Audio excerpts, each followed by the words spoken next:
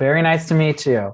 I Hey, also brother. like your room. Your setup is quite Well, nice. thank you. I'm in a hotel room here. It's all very dark now. You probably can't It see very well, but goes with the film, though. It's moody. good.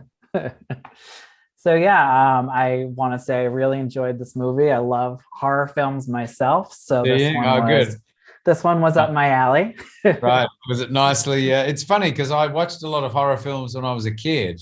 When I was a teenager, watching sort of Evil Dead and the Halloween films and Friday the Mhm. 13th and American Werewolf in London, all that kind of Oh, stuff. Back in the early 80s. And so I watched this the other day and went, okay, wow, this sort of takes me back to that stuff. But I haven't really watched these kinds of films for many years. So I'm curious how they'll be perceived, how this will be perceived now. no, it's Uh, moody. It's creepy. It has the scares. It's got some good effects. I think you're in good company. Good. Okay. Nice. Well, Justin's a clever guy, the guy who wrote and directed the film. So, we felt like we were in good hands from the outset. Yeah, and I mean for you, you've certainly had your share of dark roles, but aside from movies like, Ravenous, Don't Be Afraid of the Dark, you haven't done a ton of horror. Just what was it that really intrigued you about this one?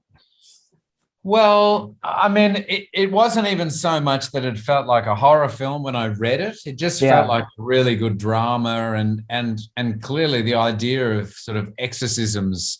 Um, I'm intrigued by really. I mean, I'm intrigued by religion Mhm. anyway. I'm intrigued by the idea of people being so sort of fixated on religion, but I'm also intrigued by reincarnation and the idea that sort of spirits and energy can move about amongst us sort of living creatures, Yeah. and that maybe one of us living creatures can be inhabited by a negative spirit.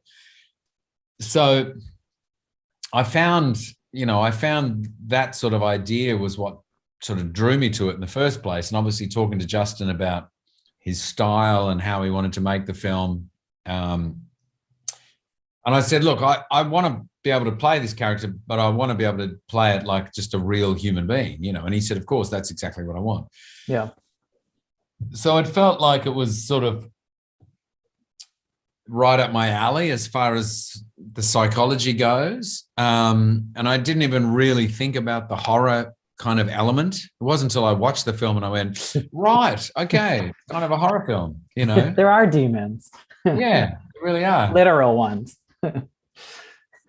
And I mean, you kind of touched on this, but I know a lot of people who do love horror movies still draw the line when it comes to religious horror or exorcisms because Really? they truly believe that they could happen more than your normal like slasher film or something like that. And I'm just wondering if you had any sort of superstitions or anything kind of about that before you signed on. No. No. No. No, I just kind of go, well, it is what it is. I mean, I don't believe stuff strongly enough. I don't disbelieve stuff strongly enough to Yeah. think that couldn't happen. Mm. I just kind of Yeah. go, well, this is possible, this is possible, this is possible too. So who knows?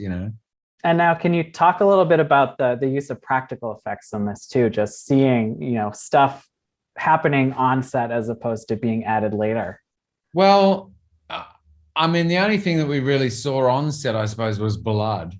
You know, I feel no matter what film you do, they're always spraying you with blood at some point or other, whether it's Yeah. gushing out of your head or gushing out of your mouth, or you've got some tube poked up here and blood spurting out here. And of course, at the time, you're just aware of it. They're like, well, it has to go in front of your ear. So you have to turn your head this much and then it will go in front of your ear. If you go back too far, then it'll go back. I'm like, okay, so I've got to be here and then it'll be in front of my ear. Right. So, of course, it's all very technical, right? Mhm. And then I look at the finished thing and go, oh, wow, okay. That's why they wanted it to go in front of the ear because look at that. That's amazing. Um, so it always feels quite sort of technical, even with gun stuff, when you're doing sort Yeah, of gun stuff and guns have to go off. And of course, once the music's added and once sound effects are added and of you hear the course. squelchy, horrible sounds of blood coming out, things feel very different then. So it does take another step once you get into the sort of the real film part of it, as Yeah. opposed to what it is we're shooting, you know.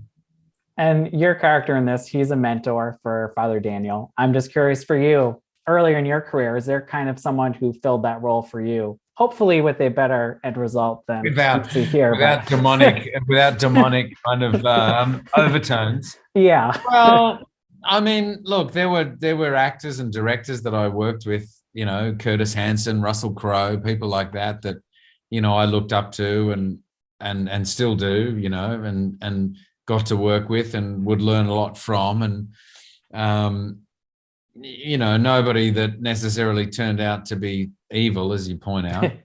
Yes, hope.